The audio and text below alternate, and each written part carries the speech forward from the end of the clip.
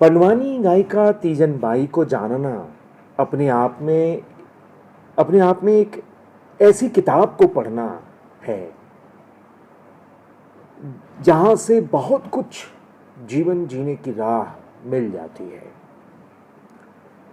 और यही वजह रही कि तीजन का एक इंटरव्यू करने से मन नहीं भरा।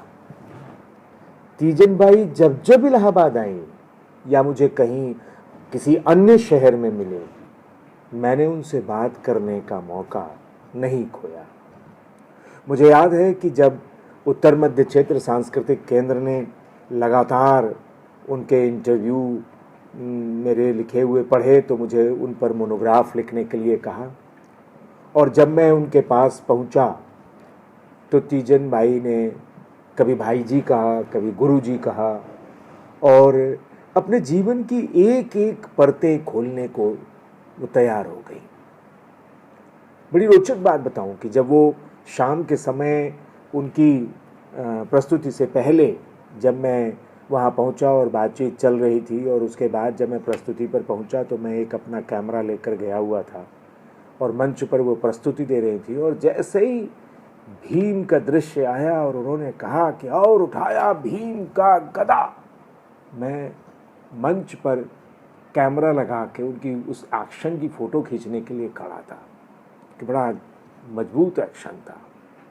और मुझे याद है कि उन्होंने कहा कि और उठाया भीम ने गदा, और मंच पैर पर पटका और यूं एक्शन करके खड़ी हो गई और मैं अपलक उन्हें देखने लगा। अचानक उन्होंने कहा खींचो और मुझे याद आया, अरे मुझे तो फोटो खींचनी है। तीजन का जीवन अपने आप में दुख भरा भी रहा, चुनौती भरा रहा। छत्तीसगढ़ के दुर्ग जिले के अटारी गांव में संभवतः अगस्त के महीने में 1956 में तीजन का जन्म हुआ। पिता छुनुकलाल पारघी और मां सुखबती के घर में यह पहली संतान के रूप में तीजन का जन्म हुआ। जन्म के 6वें दिन ही कुत्ता उठाकर भाग गया, मुंह में दबाए भाग रहा, पूरा गांव उसके पीछे भाग रहा है। सोचिए, किसी तरीके से कुत्ते के मुंह से दुधमुही तीजन को बचा लिया गया। खूब रोई सुखबती, हाय हाय बच्ची बच गई। 1 साल की हुई तो गांव में महामारी फैल गई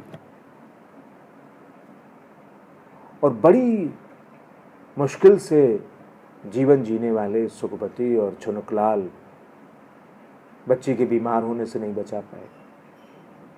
और एक दिन बच्ची तीजन ने सुध बुध खो दिया।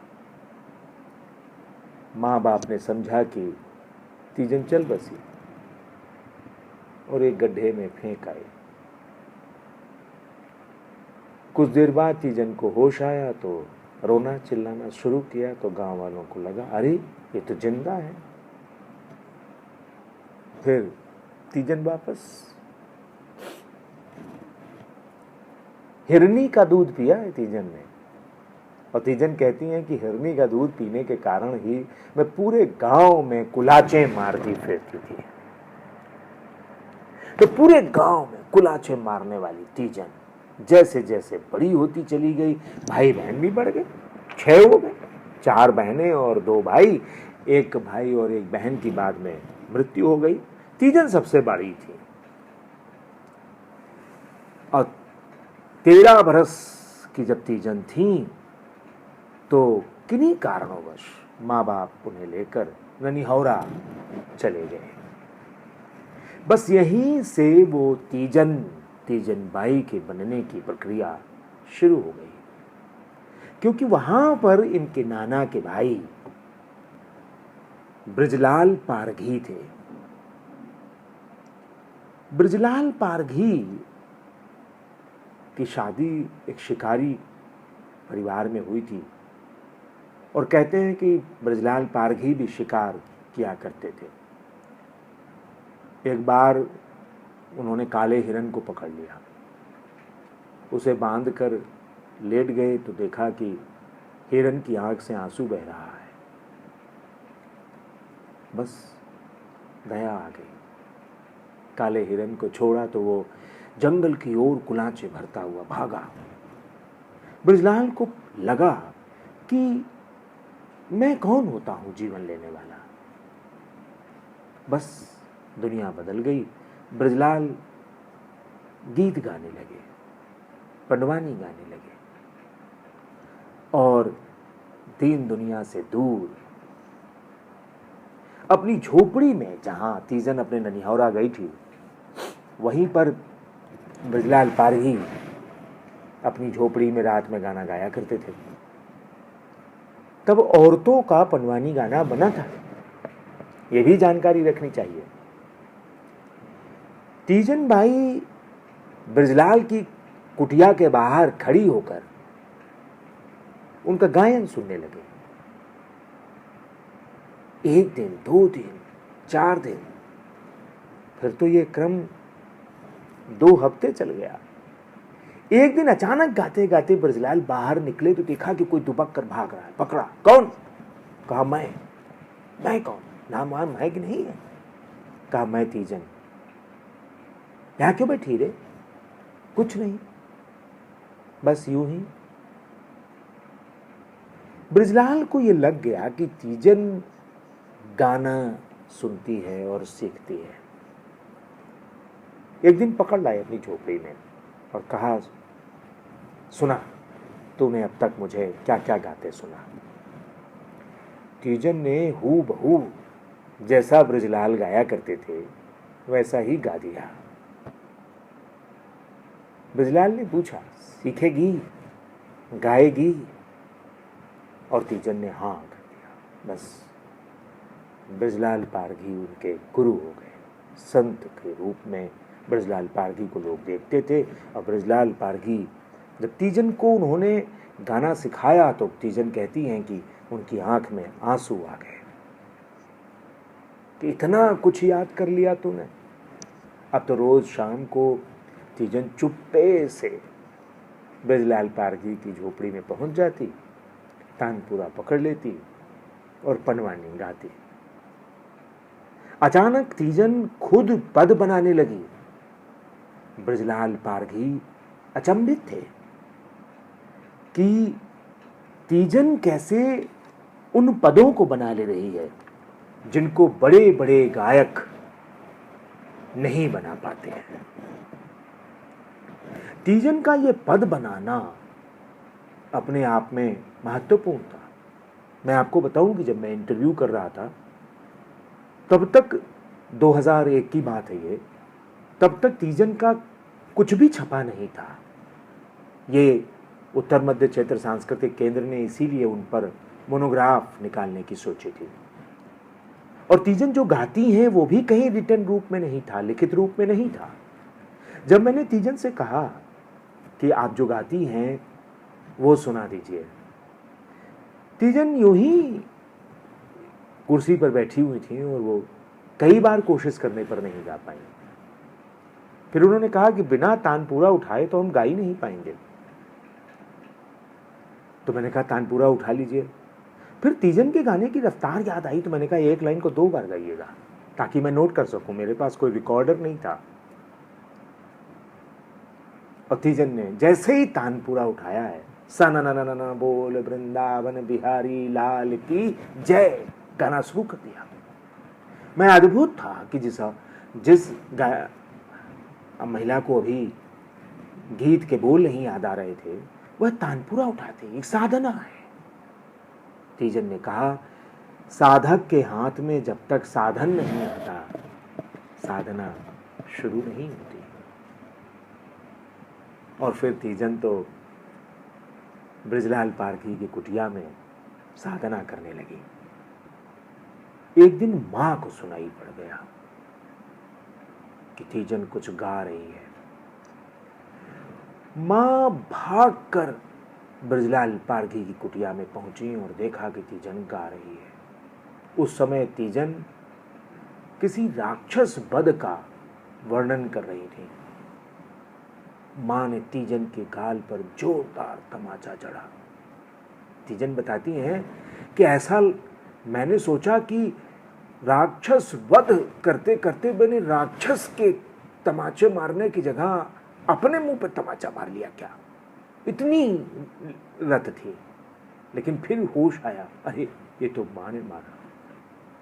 और फिर वो 13-14 बरस की तीजन बिल्कुल सन्न होकर खड़ी हो गई और माँ से कहा कि जब मेरे हाथ में तंबूरा हो तो मुझे मारना मत, नहीं तो मैं घर छोड़ दूंगी। माँ डर गई। समाज के लोगों को उसका गायन नहीं भाया, क्योंकि उस समय किसी लड़की का इस तरह से गाना उस समाज में बेहतर नहीं माना जाता था। लेकिन तीजन तो पनवानी गायन में जैसे दीवानी हो गई थी, और इस दीवानगी में जब घर और परिवार ने साथ नहीं दिया तो एक दिन घर छोड़ दिया और चल पड़ी डेरे के साथ। डेरा मजदूरों का डेरा, जहां जाएगा वहां जाएंगे और मजदूरी करेंगे और कमाएंगे। फिर तो डेरा जहां लगता वहां पर तीजन शाम को दिन भर मजदूरी और शाम को तीजन का गायन। सब जुट जाते, तीजन की पनवानी सुनते, और तीजन उस पनवानी को गाते गाते इतनी रम जाती थी और लोग इतने जुट जाते थे, किसी को समय का पता ही नहीं चलता था। एक दिन उस ठेकेदार को पता चल गया। तीजन बताती है कि दाऊ जी, ठेकेदार को पता चल गया, और ठेकेदार को ऐसे पता चला कि वो आया तो देखा कि सारे मजदूर जो हैं वो क्या सुन रहे हैं। बस दूसरे दिन उसने तीजन के लिए कुछ खाने पीने का सामान और चीजें भिजवाई। जब उसकी झोपड़ी में सामान पहुंचा तो तीजन बताती है कि मैं डर गई कि आखिर दाऊ ने सामान क्यों भिजवाया। तमाम आशंकाओं से घिरी तीजन और उसके साथी, और फिर और भी उससे रहस्य भरा कि थोड़ी देर बाद ही तीजन के घर में बुलौआ आ गया कि दाऊ जी बुला रहे हैं। पूरा डेरा साथ चलने के लिए तैयार हो गया कि अकेले नहीं जाएगी तीजन दाऊ के यहां, सब जाएंगे। जब वहां पहुंचे तो देखा कि दाऊ ने तो पूरी महफिल सजा रखी है, मंच बना हुआ है, कलाकार बैठे हुए हैं, और उसने कहा आओ आओ, डरो मत, तुम इतना अच्छा गाती हो कि मैंने तुम्हें यहाँ गाने के लिए बुलाया है, तुम अपनी पनवानी प्रस्तुत करो। तीजन ने देखा कि उसके परिवार के लोग, उसके साथी लोग वहां पर उपस्थित हैं।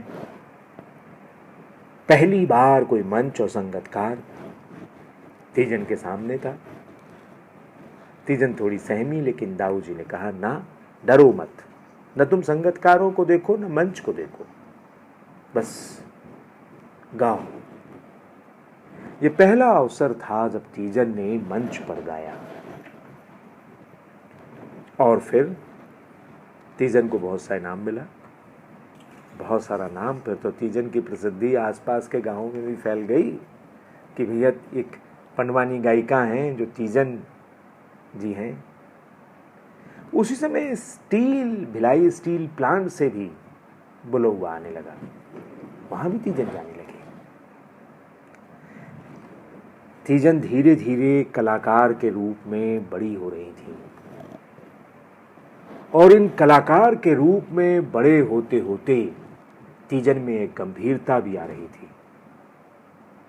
एक कलाकार का बनना, एक कलाकार का मंजना, विकसित होना, और लगातार अपनी कला की साधना के साथ जीवन का जूझना अलग है और कला की साधना अलग है। परिवार भी साथ आ गया, रहने लगा साथ में। तीजन ने सबका जिम्मा उठा लिया। एक बड़ा परिवर्तन तीजन के जीवन में तब आया जब टेलीविजन में उनकी प्रस्तुतियां होने लगी। और तीजन कहती हैं कि जब पहली बार कैमरों के आगे प्रस्तुति दी तो डर लगा, लेकिन फिर डर खत्म। फिर तो तीजन 1986 के भारत महोत्सव के लिए पेरिस पहुंच गई। और तीजन बड़े मजे से कहती हैं कि हमने तो कुछ सीखा ही नहीं था अंग्रेजी, बस हमारे साथ जो गए थे, जो महिला थी IAS अफसर, उन्होंने कहा था कि थैंक यू कहते रहना, बस काम चल जाएगा। किसी ने कहा कि what's your name, thank you, आप अच्छा गाती है, थैंक यू, क्या सुनाएंगी, थैंक यू। और तीजन कहती हैं कि मज़ा आ गया फिर तो। और वहाँ से लौटी तो 7 जुलाई 1986 को ही भिलाई स्टील प्लांट में उन्हें नौकरी मिल गई। बाद में नौकरी में भी बड़ी परेशानियाँ आई। उस एक अखबारों में भी छपा कि तीजन को बहुत परेशान किया जा रहा है, उनकी प्रस्तुतियों पर जाने नहीं दिया जा रहा है, लेकिन तीजन थी कि जुटी नहीं।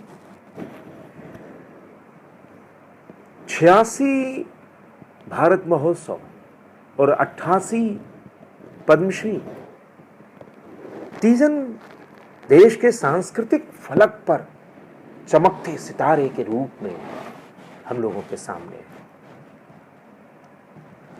और तीजन कहती थी कि इलाहाबाद हमें बड़ा फलता है, क्योंकि संगीत समिति में उन्होंने जैसे ही प्रस्तुति दी, एक बार प्रस्तुति दी तो दूरदर्शन से बुलावा आया, दूसरी बार प्रस्तुति दी तो उन्हें भारत महोत्सव के लिए बुलावा आया, तीसरी प्रस्तुति दी तो पद्मश्री मिल गई। ये वही समय था जब मैंने उनसे पहला इंटरव्यू किया था। तीजन की आंख में आंसू थे उस पद्मश्री को लेते लेते। और उस समय के तत्कालीन राष्ट्रपति R वेंकटरमन, मुझे भी सौभाग्य मिला है उनसे पुरस्कार प्राप्त करने का।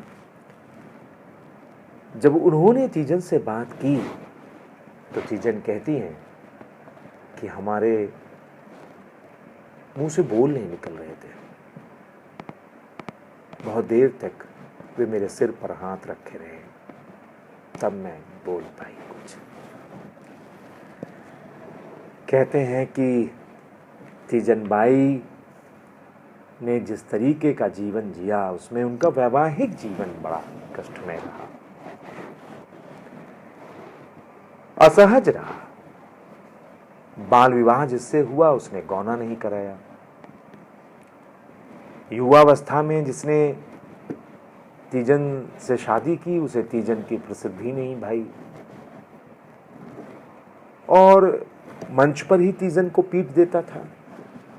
और तीसरा विवाह उन्होंने भी किया, लेकिन वह भी टूट गया। तीजन एक ऐसी लोक कलाकार जो स्वयं में एक प्रोडक्शन हाउस की तरह काम करती है। जब कलाकार कुछ मौलिक प्रोड्यूस करने लगता है, जब कलाकार कुछ मौलिक देने लगता है, तो वह न केवल उस रचना को मजबूत करता है बल्कि समाज को भी बेहतर बनाने का काम करता है। मैं आजमगढ़ में पोस्टेड था और तीजन वहाँ पर जब आमंत्रित की गई तो मैंने आग्रह किया कि तीजन जी जेल में प्रस्तुति दीजिए। तीजन को लगा, उस समय हम लोगों के वहाँ पर संगनी संस्था थी जिसने तीजन के इस पूरे आयोजन को प्रायोजित किया था, और तीजन ने वहाँ पर जेल में कहा कि वृंदावन बिहारी लाल की तो जन्म ही जेल में हुआ है, और अद्भुत गाया और खूब गाया और खूब रोई। ऐसा लग रहा था जैसे आज कृष्ण को यहीं पर जन्म लेना पड़ जाएगा, अवतार लेना पड़ जाएगा। गजब गाया।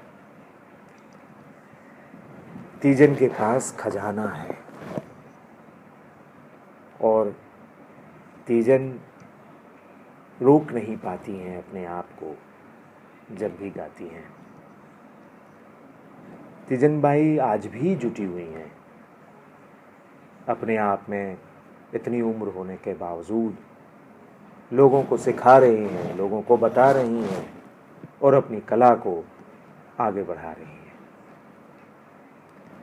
तीजन से जब भी मुलाकात होती है तब बड़ी रोचक बातें करती हैं, और ऐसा भी नहीं है कि अगर आप उनसे जुड़ गए तो, मैंने कहा ना कि वो भाई जी और गुरु जी दो उनका शब्द था, और तो वो अक्सर पूछा करती है, और भाई जी सब ठीक है ना, और गुरु जी सब घर में ठीक है ना।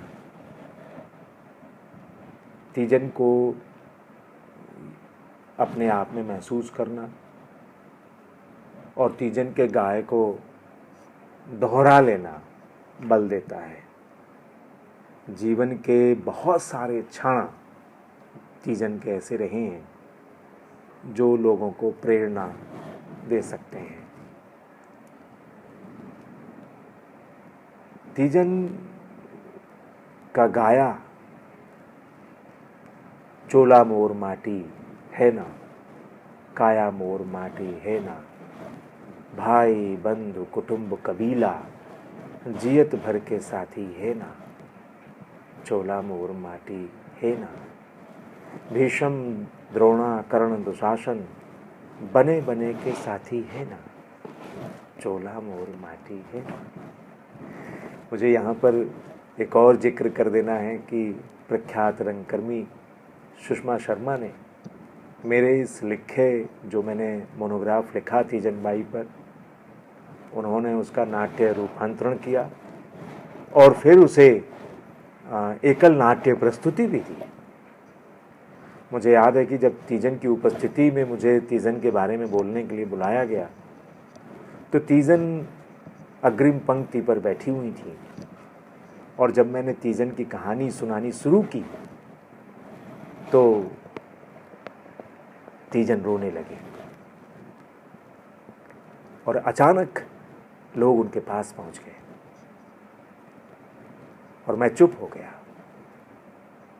थोड़ी देर में हॉल में उपस्थित लगभग 400-500 लोगों को ये पता चल गया कि तीजन आगे बैठी हैं और वो रो रही हैं। लोग खड़े हो गए और तालियां बजाने लगे। मुझे लगने लगा कि मैं सम्मानित हो रहा हूं।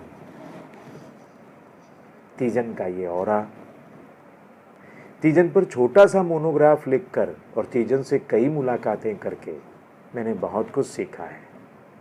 और इसीलिए मैं कहता हूँ कि अगर आपके शहर में, आपकी जानकारी में तीजन बाई प्रस्तुति देने आए ना, तो ज़रूर जुड़िएगा और पहुँचिएगा और देखिएगा कि एक कलाकार की जीवंतता, उसकी ऊर्जा, उसमें नयापन लाने की ताकत, मंच से लोगों को जोड़ लेने की ताकत और अपना सब कुछ संप्रेषित कर देने की ताकत,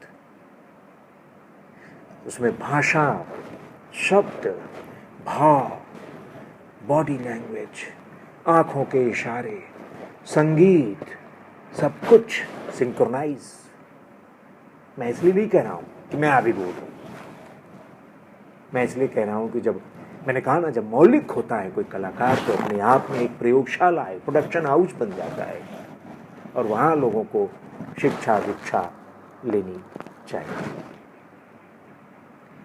मैं, जितने लोग जुड़े, बहुत सारे लोग जुड़े जिन्होंने इस तीजन की कहानी को सुना, मैं सभी को नमस्कार करता हूँ और ये उम्मीद करता हूँ कि अब जब कभी तीजन आपके शहर में होंगी तो आप उन्हें ज़रूर सुनेंगे। ईश्वर उन्हें लंबी आयु दे, उनकी कला की लंबी आयु हो, उनकी लंबी आयु हो। बहुत बहुत धन्यवाद। अगली कहानी सुनने मत चूकिएगा, क्योंकि उसमें मैं एक और कलाकार को लेकर आ रहा हूँ जिन्हें मैंने अपनी पढ़ाई के दौरान ही जीना सीख लिया था। बताऊँगा बाद में। धन्यवाद।